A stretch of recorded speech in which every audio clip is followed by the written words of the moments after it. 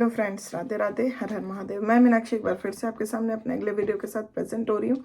तो चलिए फटाफट से बताइए आप सभी लोग कैसे हैं। I hope you are happy and healthy. तो चलिए इसी के साथ मैं आज का टॉपिक शेयर करती हूँ।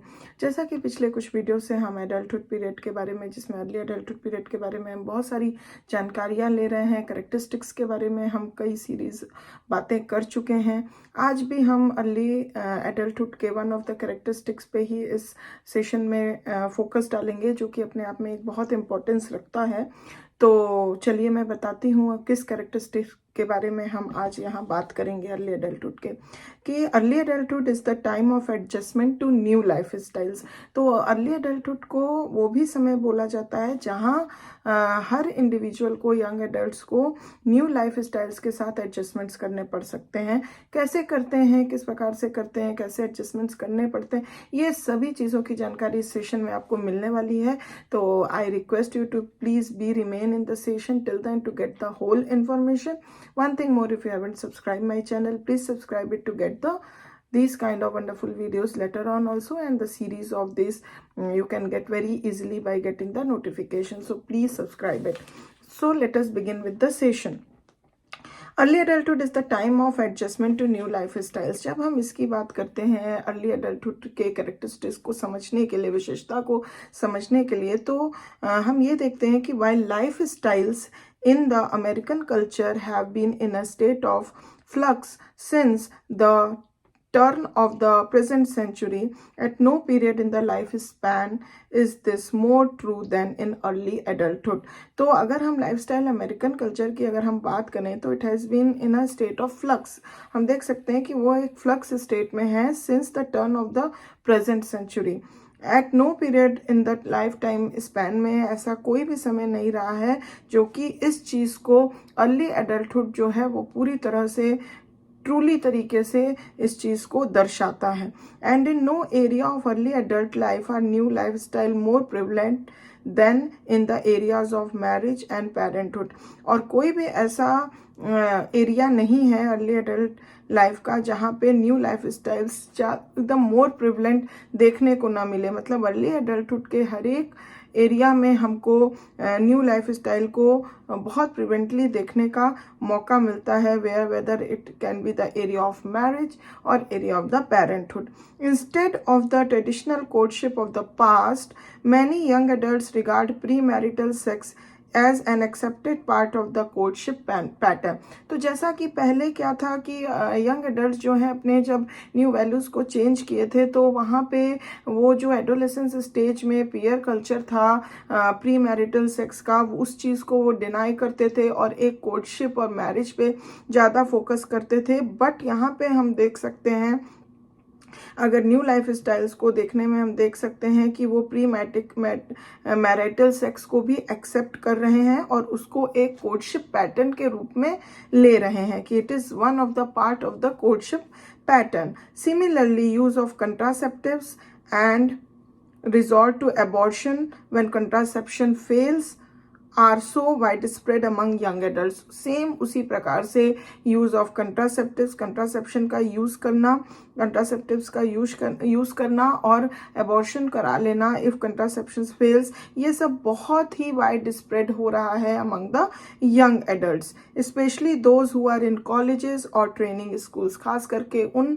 यंग एडल्ट्स के लिए जो अभी भी कॉलेज में या ट्रेनिंग स्कूल्स में हैं, that they also regarded as part of the courtship pattern. और इसको भी वो अपने कोर्टशिप पैटर्न के आधार पे ही देख रहे हैं, ले रहे हैं। Nor is marriage after pregnancy regarded as then hush hush matter is formerly was. यहाँ तक कि मैरिज, प्रेगनेंसी के बाद मैरिज होना उनके लिए हश हश मैटर नहीं रह गया है, बहुत ज़्यादा प्रॉब्लम का मैटर नहीं रह गया है। It's a very general matter for them, जितना कि पहले उनके लिए ये बहुत एक वैसा मैटर रहता था। Instead many young couples want as large and as elaborate weddings as they had hoped for before the bride became pregnant. तो इंस्टेड मैनी यंग कपल्स जो हैं they want large and elaborate weddings as they had hoped for before the bride became pregnant.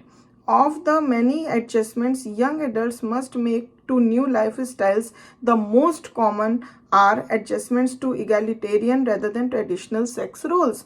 तो बहुत सारे मतलब adjustment जो young adults बनाते हैं अपने न्यू लाइफ स्टाइल्स के साथ, उसमें सबसे मोस्ट कॉमन हम देखते हैं that is being the adjustment with the egalitarian sex roles. वो इगैलिटेरियन सेक्स रोल्स पे ज़्यादा फोकस देते हैं rather than traditional sex roles, जो उनके न्यू लाइफ स्टाइल्स को गवर्न करता है। New family patterns including divorce and one parent families. तो न्यू फैमिली पैटर्न भी वो अपनाते हैं, फैमिली लाइफ पैटर्न, जैसे कि उनके फैमिली लाइफ पैटर्न में डिवोर्स भी एक कॉमनली वो इस्तेमाल में ला सकते हैं, एंड वन पेरेंट फैमिलीज को भी वो अपने फैमिली लाइफ पैटर्न में इंक्लूड करते हैं। न्यू वोकेशनल पैटर्न्स, उनके न्यू वोकेशनल पैटर्न्स भी होते हैं, especially large and impersonal work units, large और impersonal work units in business and industry. तो इस तरह से फैमिली लाइफ पैटर्न्स और वोकेशनल पैटर्न्स दोनों में हम देख पाए कि किस तरह से उनका न्यू लाइफस्टाइल जो है वो चेंज होता है या वो इंक्लूड करते हैं।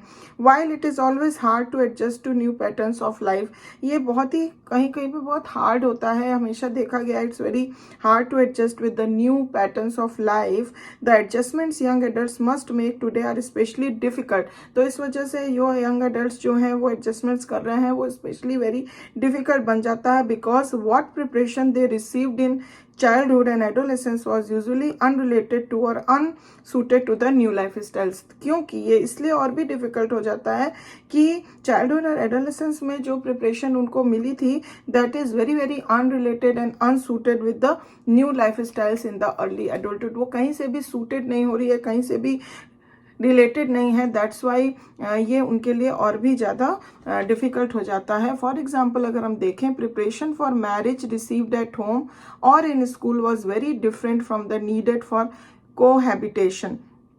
जैसे कि एग्जाम्पल के तौर में देखें कि जो वो प्रिपरेशन फॉर मैरिज जो वो रिसीव किए थे घर में या फिर स्कूल में, जो उनको जानकारी थी वॉज वेरी डिफरेंट, बहुत डिफरेंट है from that needed for cohabitation. कि एक्चुअली क्या चीज़ें कोहैबिटेशन मीन्स एक साथ रहने के लिए दो इंडिविजुअल को क्या क्या चीज़ें एक्चुअली नीडेड है, that was very very different which they get from their home and in the school previously. So it is very difficult, so it become very very hard to adjust with that. Similarly, young adults are seldom prepared to cope with the responsibilities involved being a single parent or a combination parent and worker outside the home.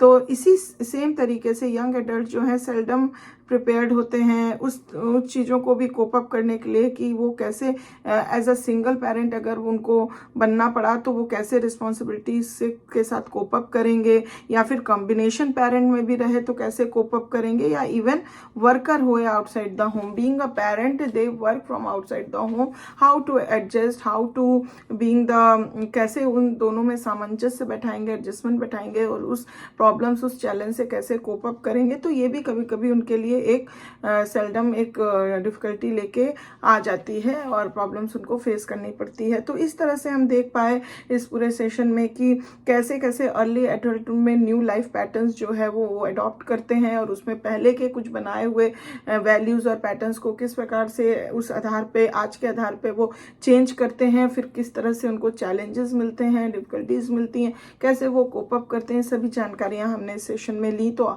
मैं आशा करती हूँ कि आपको काफ़ी कुछ इस period के बारे में और यंग एडल्ट्स के बारे में समझ में आया होगा, और अगर अच्छी लगी है ये जानकारी तो प्लीज़ एक लाइक ज़रूर दे दीजिए, और if you have any question, any query, any comment, please give it to the comment box.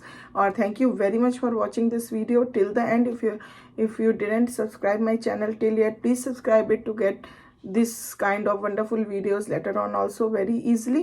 I am back soon. I will be back soon with my next beautiful session for you. Till then, please take good care of yourself. Bye bye.